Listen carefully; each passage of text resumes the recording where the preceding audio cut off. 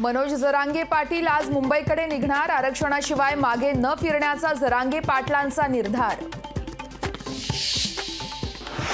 जरांगे पाटलांच्या आंदोलनाच्या पार्श्वभूमीवरती कडेकोट पोलीस बंदोबस्त तैनात। राज्यातील पोलीस दलाच्या साप्ताहिक सुट्टीसह सर्वच प्रकारच्या सुट्ट्या रद्द। तर पोलीस महानिरीक्षक सुहास वारकेंची माहिती। जरांगेंच्या आंदोलनात बच्चू कडू देखील सहभागी होणार। बच्चू कडू अंतरवाली सराटीसाठी होणार रवाना।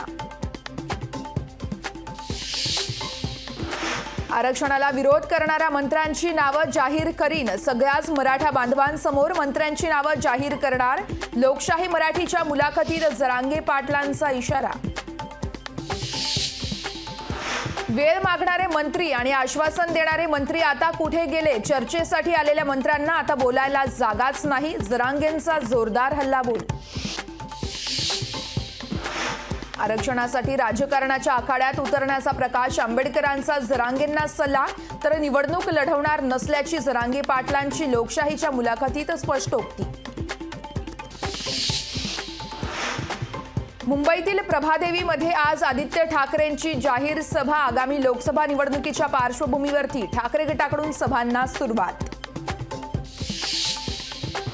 काँग्रेस नेते राहुल गांधींचे लोकसभा सदस्यत्व बहाल करण्याविरुद्धची याचिका सुप्रीम कोर्टाने फेटाळली। याचिकाकर्त्याला 1 लाखांचा दंडही ठोठावला। रोहित पवार यांच्या पाठोपाठ ठाकरे गटाच्या किशोरी पेडणेकर यांनाही ईडीचं समन्स। एकाच दिवशी महाविकास आघाडीच्या 2 नेत्यांना ईडीचं समन्स। अटकेची भीती कधीच वाटली नाही। पत्नी मुलाला अटक केली जाऊ शकते। शिंदे सरकारनं कोणतीही मेहरबानी केली नाहीये। लोकशाहीला दिलेल्या स्फोटक मुलाखतीत राजन साळवींचा सरकारवर हल्लाबोल। राजन साळवी ठाकरेंशी एकनिष्ठ। एसीबी चौकशी दरम्यान उद्धव ठाकरेंनी धीर दिला। ठाकरेंसोबत थांबल्याचा खेद नाही। राजन साळवी यांच्याकडून निर्वाळा।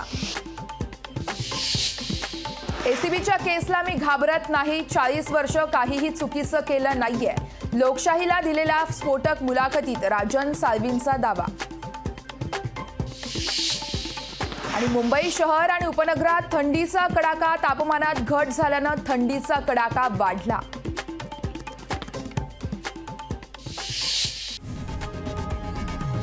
लोकशाही मराठी ऐका, पहा, जागरूक रहा।